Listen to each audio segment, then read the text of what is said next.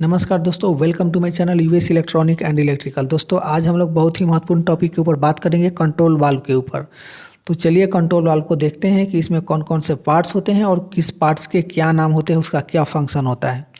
तो ये आप देखिए कंट्रोल वाल्व है, इसके बहुत सारे पार्ट्स हैं और सभी पार्ट्स के बारे में हम लोग जानेंगे। किन पार्ट्स को क्या कहा जाता है, उसका क्या नाम है और उसका क्या यूज होता है।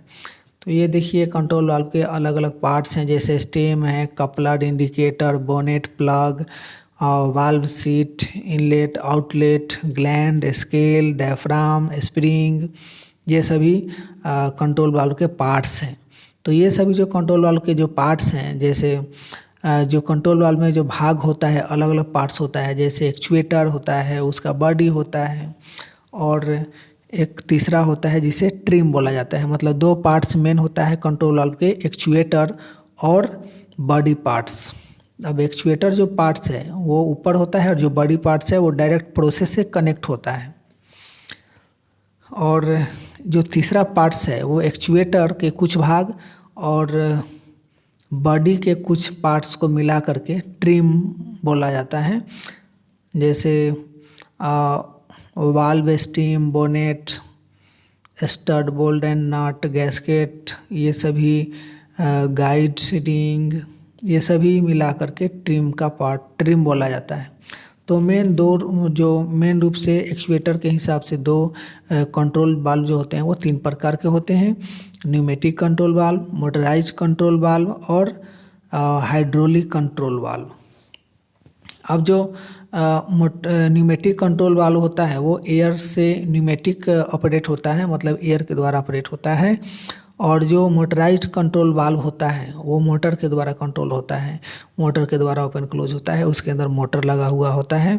और जो तीसरा होता है जिसे हाइड्रोलिक कंट्रोल वाल्व बोलते हैं, यह हाइड्रोलिक कंट्रोल वाल्व जो होता है यह हाइड्रोलिक आयल के ऊपर काम करता है। हाइड्रोलिक आयल के कारण ओपन क्लोज होता है, लेकिन इसके लिए आपको, और इससे हाइड्रोलिक आयल को तो एटमॉस्फेयर में छोड़ नहीं सकते हैं, तो इसके लिए अलग से ड्रेन लाइन के लिए पाइपिंग करना होता है। थोड़ा ये कॉस्टली पड़ता है हाइड्रोलिक कंट्रोल वाल्व का यूज करना। इनमें सबसे कम कॉस्ट का जो पड़ता है वो होता है न्यूमेटिक कंट्रोल वाल्व। इसलिए आप देखेंगे कि इंडस्ट्री में सबसे ज़्यादा से ज़्यादा यूज होने वाला जो वाल्व है वो न्यूमेटिक कंट्रोल वाल्व यूज होता है। तीसरा जो भाग है वो बॉडी होता है कंट्रोल वाल्व का, जो डायरेक्ट प्रोसेस से कनेक्ट होता है और वो कंट्रोल जो है प्रेशर के फ्लड को कंट्रोल करने के लिए, टेम्परेचर को, फ्लो को, इस सब को कंट्रोल करने के लिए यूज किया जाता है, यूज में आता है। और ये डायरेक्ट प्रोसेस से कनेक्ट होता है। इनके अलावा जो तीसरा भाग है, जो प्रोसेस जो एक्चुएटर और बॉडी को के कुछ एक्चुएटर के पार्ट्स और कुछ बॉडी के पार्ट्स मिला करके बने होते हैं।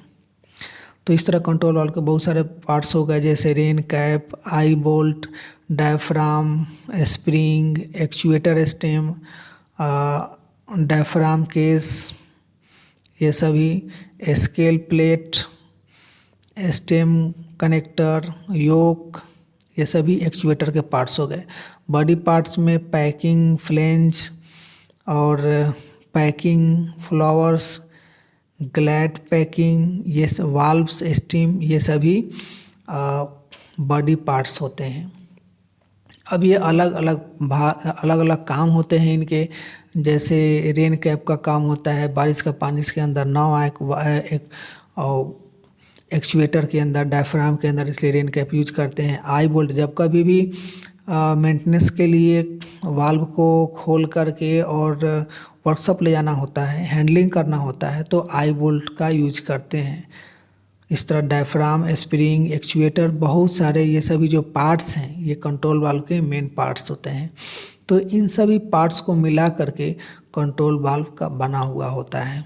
जैसे rain cap, eye bolt, diaphragm, spring, actuator, diaphragm case, scale, stem connector, yoke, packing flange, packing follower, yoke इत्यादि।